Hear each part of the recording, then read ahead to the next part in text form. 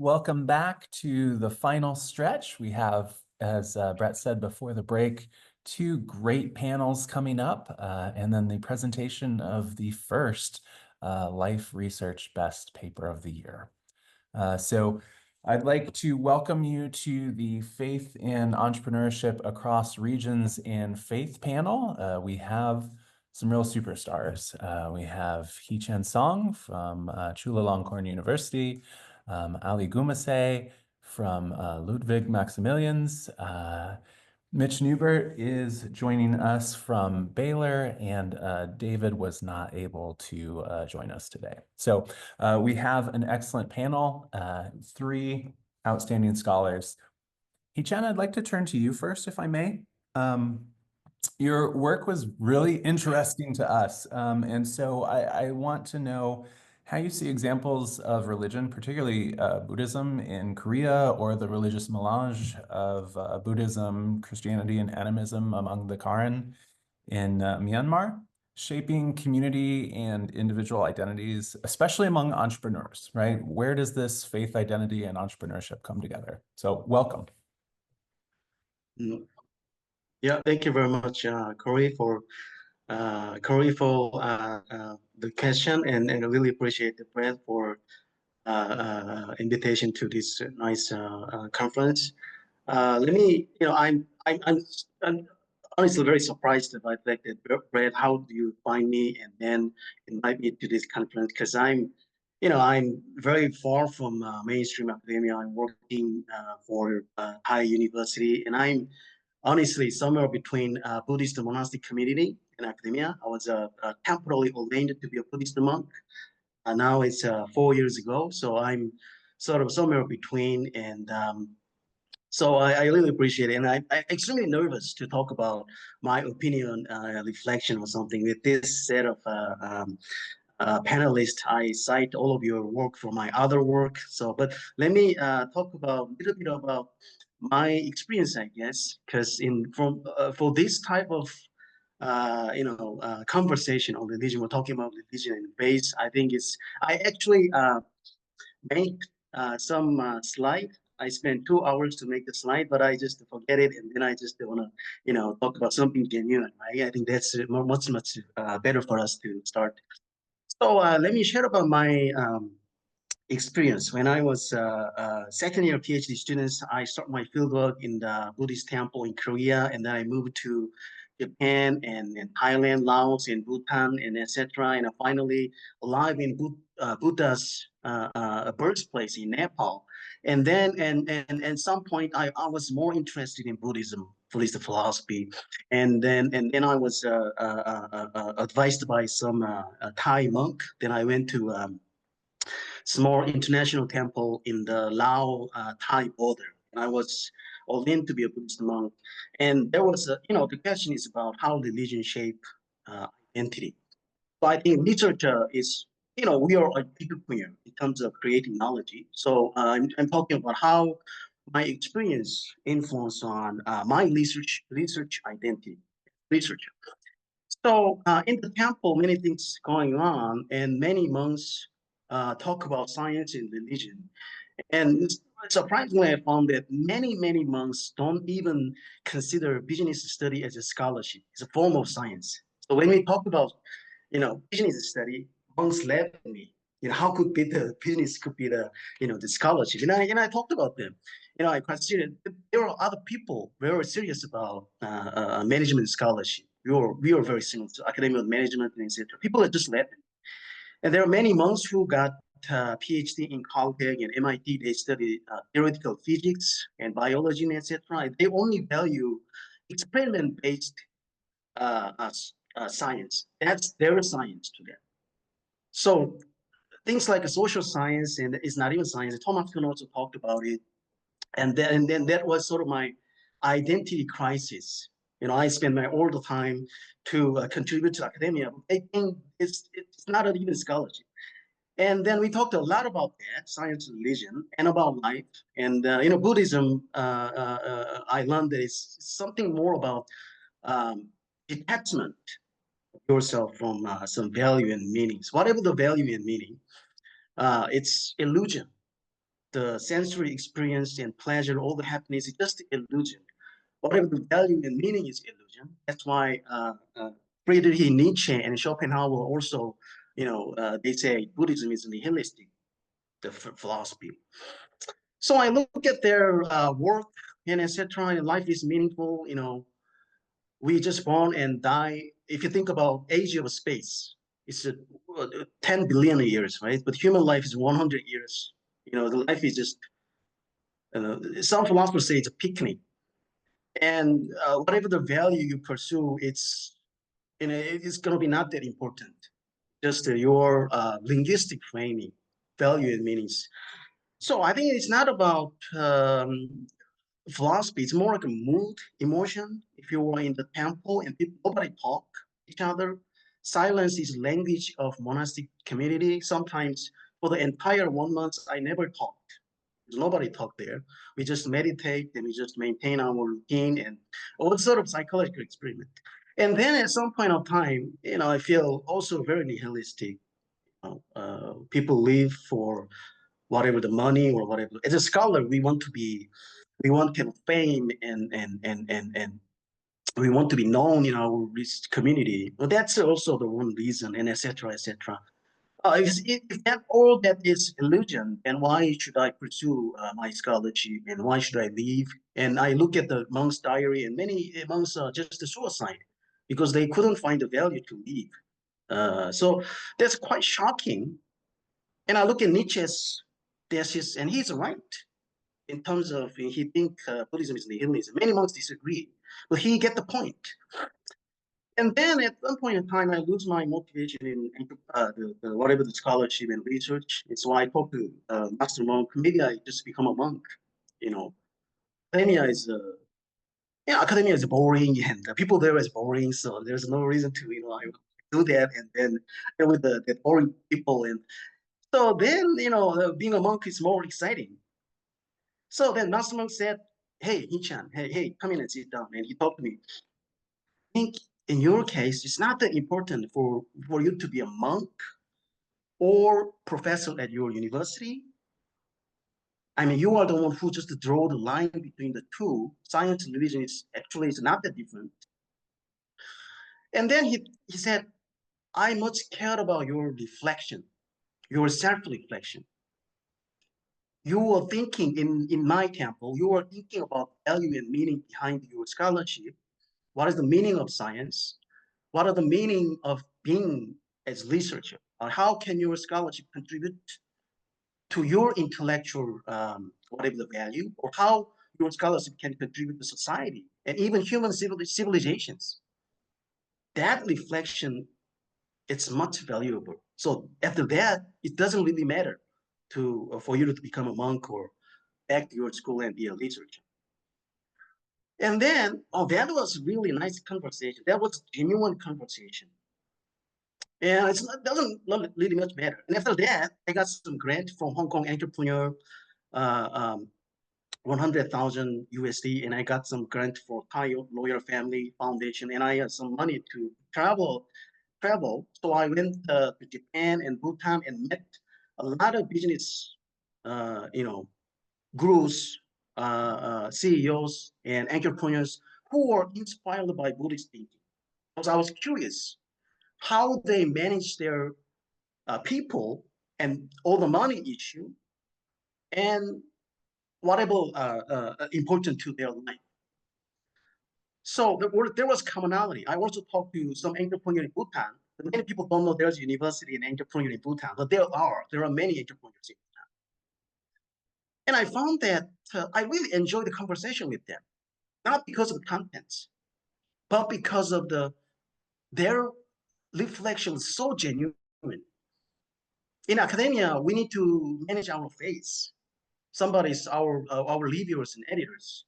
So in that situation, it's hard to talk about genuine conversation. But to them, there was a moment for them to think about their value and their meaning and why they want to do this. It's something like me experiencing the temple. Why should I do this research? Why should I aim for a publication, etc.? Except for getting a job.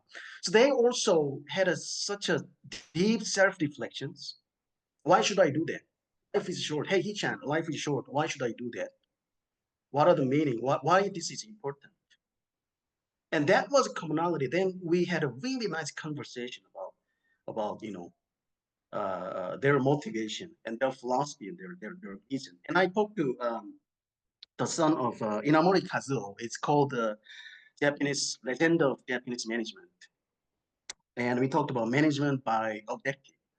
And that's Peter Drucker's theory. And then he said, if we set up the objective, corporate goal, people will be obsessed with that. So it's better to have no objective. And he's talked about management by concentrations. So if you concentrate your work deeply, and if you're really immersed and focused, then that's it. So that's a really different approach to management. And I found that genuine self-reflections as one of the Buddhist mindfulness training, I believe it shaped their identity and their motivation and their philosophy and their vision. And some of them talk about, some entrepreneurs talk about money and profit. I don't, it's their motivation. But if that comes from genuine self-reflections, I think that matters for their business. That's it. Thank you. Hee-Chan, very, very, very interesting. Thank you so much. I appreciate it. Ali, if it's okay, I'd like to shift to you and maybe just a really broad question. What's a desirable future for the study of faith and entrepreneurship? You've done so much work on heterodoxy in faith and entrepreneurship. How does heterodoxy and complexity help us theorize better within faith and entrepreneurship? And as some of the panelists talked about earlier today, their mutual influence, the bidirectionality. So what's good? That's good. Yeah, thanks, Corey. Yeah. Thanks for having me, and thanks for L.I.F E, I guess, for bringing L.I.F E to faith and entrepreneurship. I think this day is the key event every year. It has become the most probably important event for faith and entrepreneurship research. So that's really congratulations to organizing this. So it's great to be here with you all. To the question, I mean, maybe before we start, just a brief where I'm at right now. It's dinner time in Germany, and we just so I'll speak loosely, I guess. But it's interesting that Germany just yesterday got a new coalition agreement. So the new chancellor will actually be from the Christian Democratic Party. So it's interesting how faith actually is everywhere. Although it's not really explicit, it is everywhere. And I think that's fascinating. In terms of a question to maybe dissolve the futures, I think my wish for this field is that it becomes an established field, but it stays agile as it is today, right? And I think for that, we need kind of fluid boundaries to study kind of a study to connect across disciplines, across theories, across topics. I think we want to be. I guess my wish is that we are still exciting and open, exciting, so that Hee-Chan made the right choice, right? That I guess academia is not is less boring than being a monk. Anyway, I hope that I mean, without comparing it, I hope that we are doing exciting stuff. Kindness towards beliefs and the social realities. I think we need to have kindness between each other, but also between the different faith traditions that we work with. I'm personally always deeply humbled when I work with different faith traditions because they often share their most intimate things, right? And I think understanding that and caring for that sharing, independent of my own beliefs, I think is very important. So that's the study side. I think in terms of the desired future of the empirical side, I think respect, appreciation across faith and non-faith, right? I mean, oftentimes the non-faith is as faithful or as driven by an ideology as maybe a faith perspective and so on. And then personally, I think I was and am humbled by co-authors. I mean, I've written a piece on self-transcendence with two Christian co-authors who are very explicit about them being Christian. So that's why I'm sharing it here. And it's beautiful to see the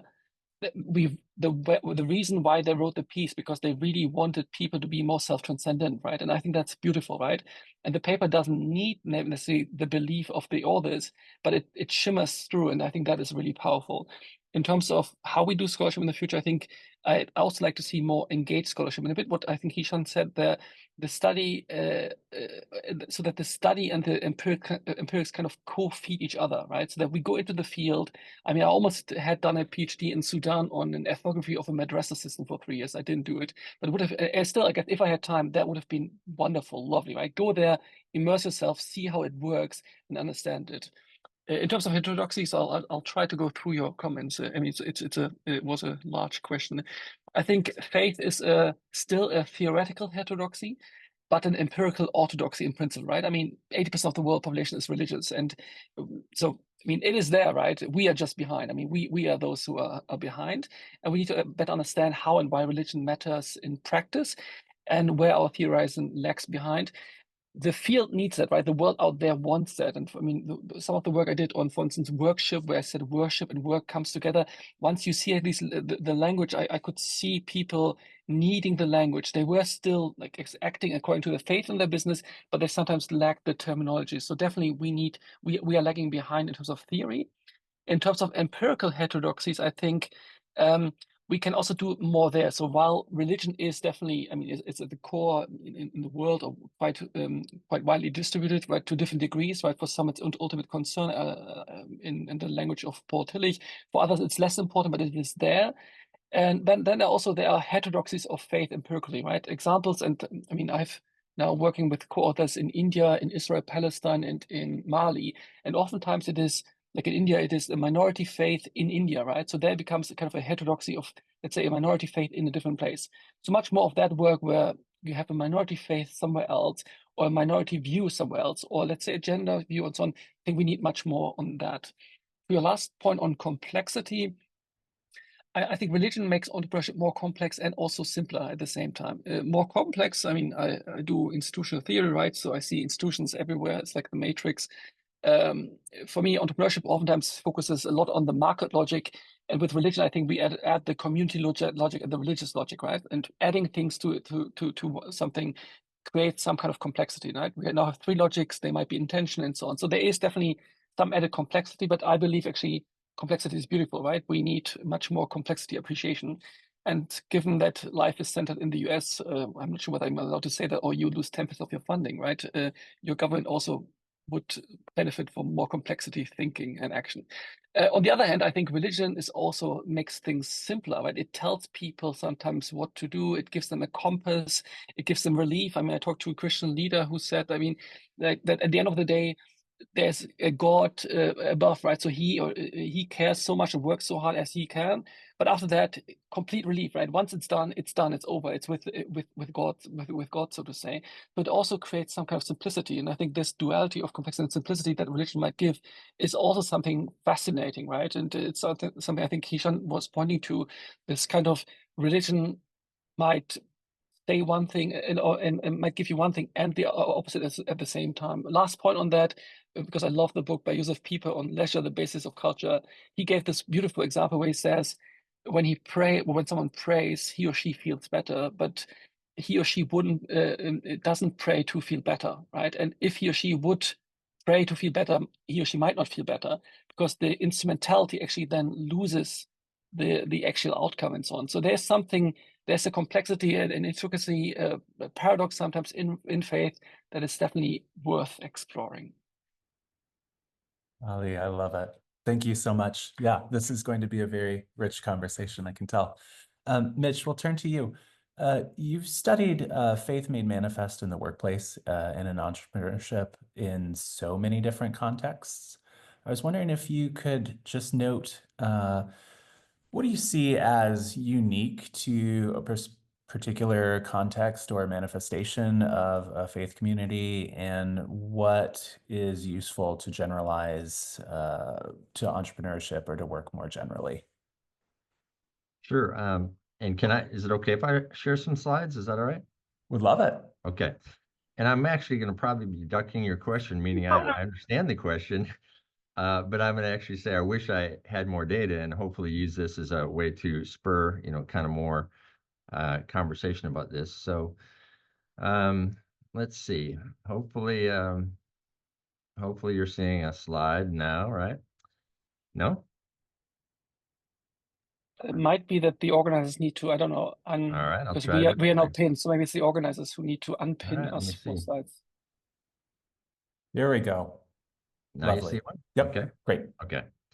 All right. So just I'm going to get a little running start to my question. Really is David, a friend of mine, David Miller, did some work on different kind of movements of faith integration into the workplace. Had a great Oxford Press book in 2006. He's updated that, although I haven't read his updated one, so I better not cite it.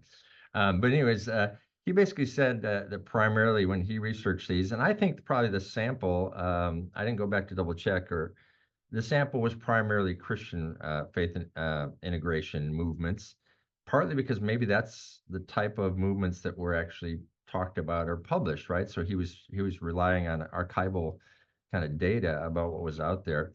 But he basically said it shows up that people manifest their faith in ethics, and I think that might be something that'd be easily generalizable, and often is generalizable to other faith traditions. And I think we have some data around that, like even back as far as like Gary Weber and folks kind of saying, hey, if faith is actually not just an affiliation, but it's actually salient, it does have an impact on ethics.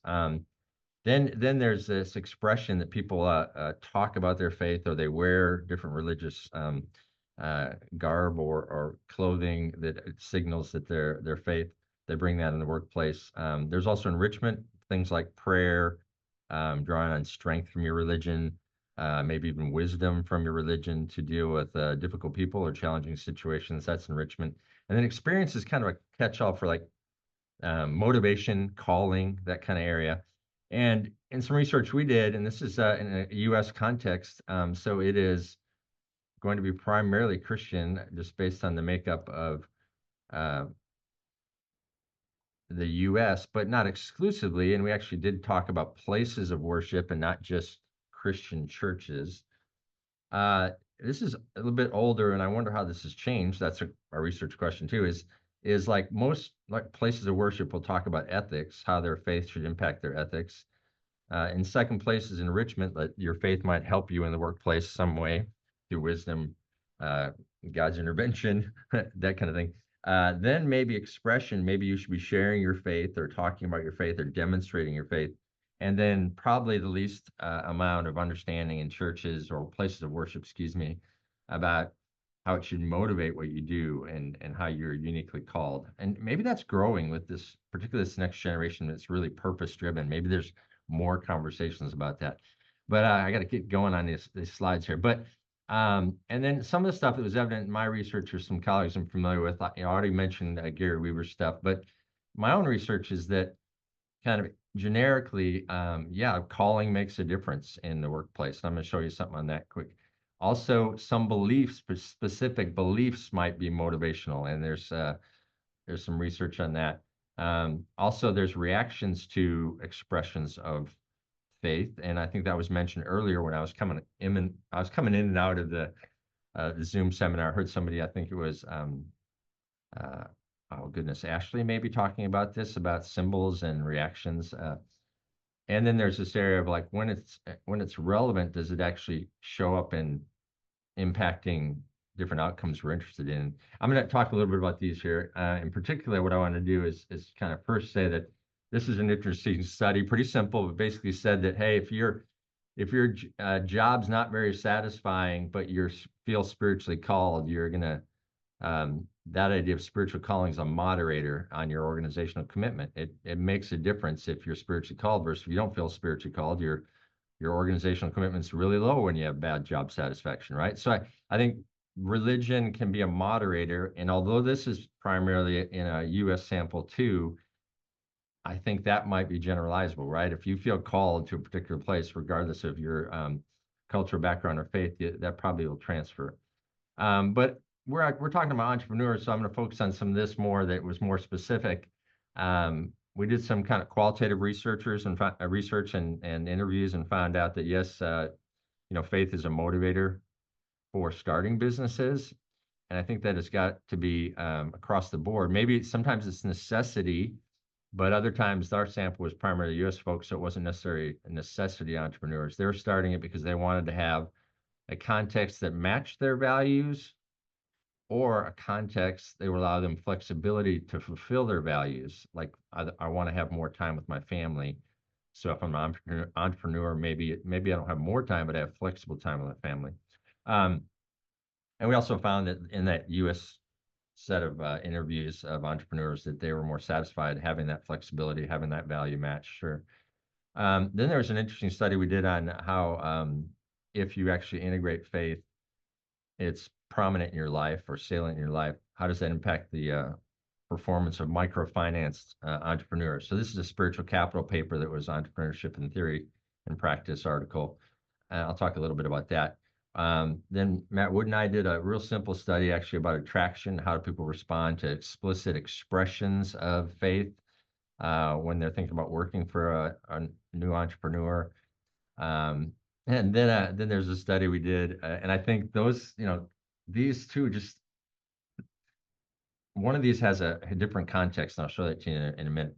And then there's a study about how maybe our own values or beliefs about like prosperity gospel can amplify certain motivations or values we have, but they alone by themselves, the prosperity gospel doesn't do much for entrepreneurial activity, but if it can amplify, if you're already have strong kind of self-enhancement values, it can amplify those. So again, religion can be a moderator of some of these effects we're studying.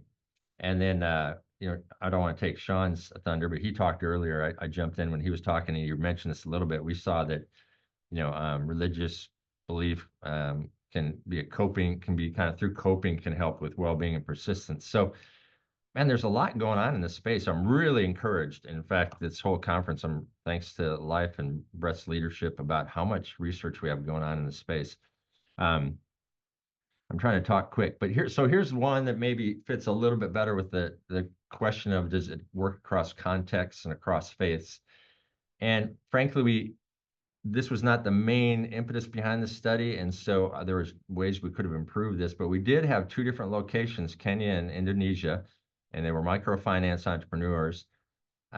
We probably, with how long the survey was already, it was hard to get more items in there around faith and distinctions. So in retrospect, I wish we'd have done a little better job of measuring some things. But anyways, what we found out is among these microfinance entrepreneurs that if somebody was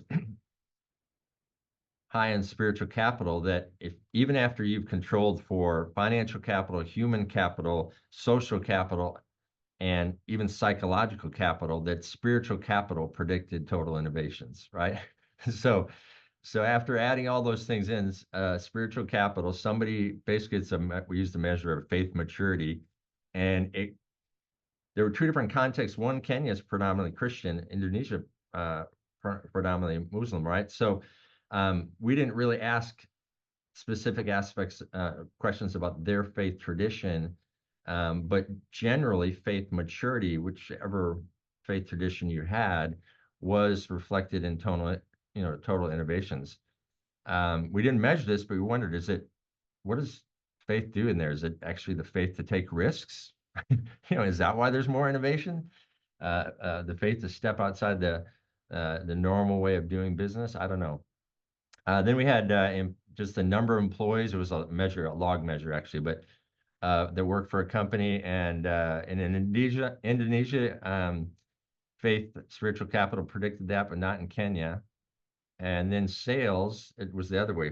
In Kenya, sales was predicted by spiritual capital after all those other things were added in, but not in Indonesia. But this seems a little different, and we wondered if it's actually an artifact of not the entrepreneur's faith maturity and them acting differently, but if people know that they're a person of faith in the absence of some other institutions of capitalism like contract enforcement and rule of law, and that actually you want to work for and do business with somebody who is mature in their faith, has spiritual capital. So that was a really interesting study, and that does show us that maybe it does differ across contexts. We tried to have some similar kind of economic measures across those, but they are definitely in different spiritual contexts. So we found that, and that's interesting.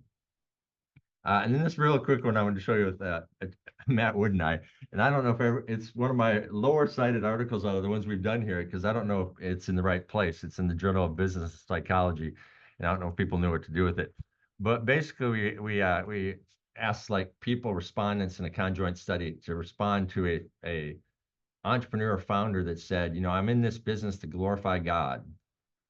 And for those people who were making a judgment of how attractive they were, if they had a high kind of manifestation of faith at work, they thought that was relevant and they were kind of seeking that themselves. It's actually a faith at work measure by Monty Lin.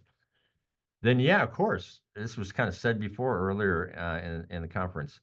Yeah, they're gonna be more attracted. That's attraction on the left. I didn't mark my market real well.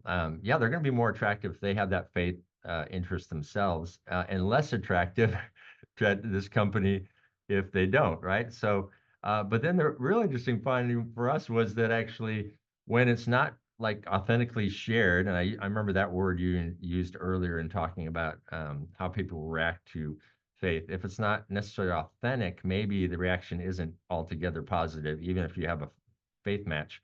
So, what happens here is that if instead of saying I started this to glorify God, you actually in the process of the interview kind of slide over some materials that say we glorify God in our business. That's kind of like an advertising thing, right?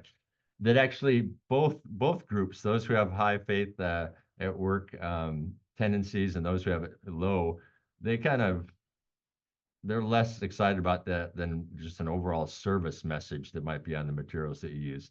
And we kind of describe this as maybe like a faith washing deal. Be careful.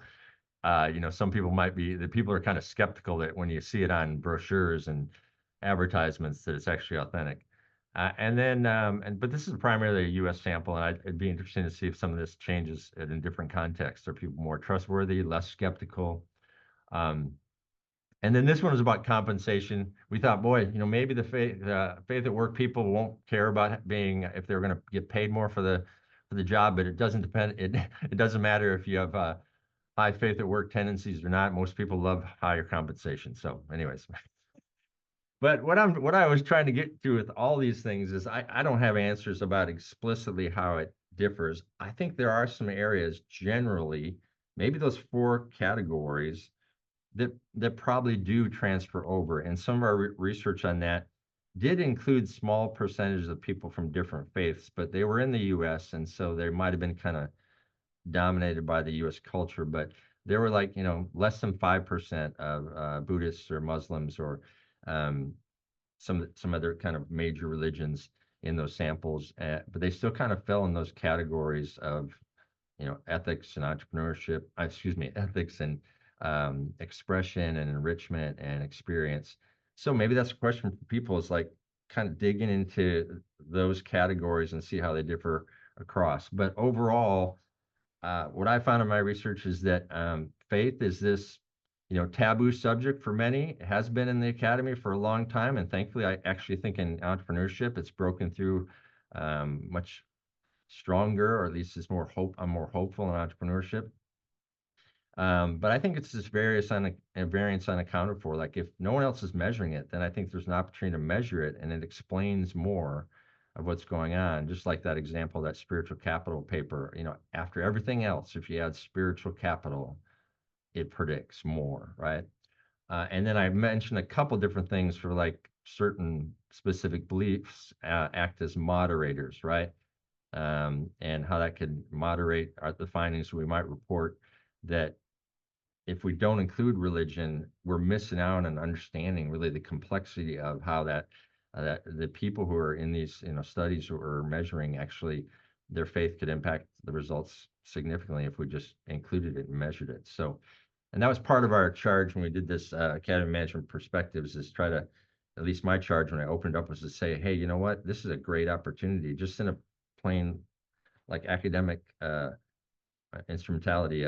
We can explain more if we include more of this. So I don't know. I didn't answer the question, although I did point out at times how it has differed across contexts, but I'm actually making more of an appeal to study these things across contexts, because I think it'd be very interesting. Yeah, I think you presented a number of really interesting contexts. So we've had a number of questions come in. Y'all have really ignited something. Let me turn to some of the questions here, mindful that we have about 5 more minutes. Okay, so as faith and entrepreneurship continues to emerge as a field, especially in Western Europe and North America, how do you all see trans-regional or global approaches to religion entrepreneurs and religious entrepreneurs as necessary? You've all studied in a number of contexts. Well, I mean, a simple just comment is, I mean, I do think, I wasn't as mindful of trying to figure out these differences in my studies. And so I think these, Ali's kind of, he described it, he's working with people from a lot of different contexts. And I think we have to have more of these, partnerships that go beyond our school or the people that we went to PhD programs with, and actually intentionally find co-authors in other contexts and measure these things cross culturally, and then make that part of the hypotheses or that we're going to study is what's the difference across culture, across religion, and so I just would encourage that. I'm glad to hear it's happening. Yeah, maybe also counter this. I think, I mean, first of all, I guess differences exist, and that's not a problem. I sometimes hear that people think, oh my God, I see difference between faith or different places, right? It's actually not a problem. It's fine, right? There's no judgment to it. And two, differences are not about good or bad, right? And you don't actually have to comment on good or bad. I think that's also important. And then there are different degrees of differences, right? I mean, I've written on Abrahamic faith, right? They have more similarities maybe to other faith, but there are also difference between them, right? So different degrees, I guess, of commonality. So not all is the same, but not one size fits all in a way. And I think to study then the differences is fine. To study some commonalities like relationality, I think, is a core commonality oftentimes, right? So to study that, I think, is important. Doing this trans-regionally, globally, comparatively would be is key. Well, I maybe I think I'm more interested in commonality between all the. When I was right after my monk ordainment, me and one Bhutanese monk and Thai monk, we were invited to something about mindfulness and self-reflection in the Austria. It was a beautiful Catholic church. So we talked about how religion influences society and business, not necessarily entrepreneurship, but business as a whole. And we talked about mindfulness. And in Buddhist temple, the monastic community, mindfulness is very core concept, silence and mindfulness. So it really invite the practitioner to really deeply search for your inner mind and try to find the value in the meaning. And we talked about praying as a meditative activity or mindful activity. You pray, for God or to yourself, to your family, your friends. It's basically a very mindful and meditative practice. Really deeply, you concentrate on something and really deeply search, create or something in your mind. That's very deeply concentrated practice. That's exactly mindfulness practice.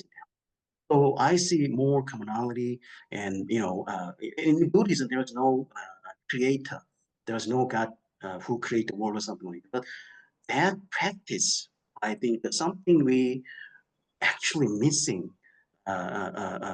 We talked about machine learning and AI, all the stuff. People talk about on the other side, we're missing about humanity or something. Well, what is the humanity? Sorry.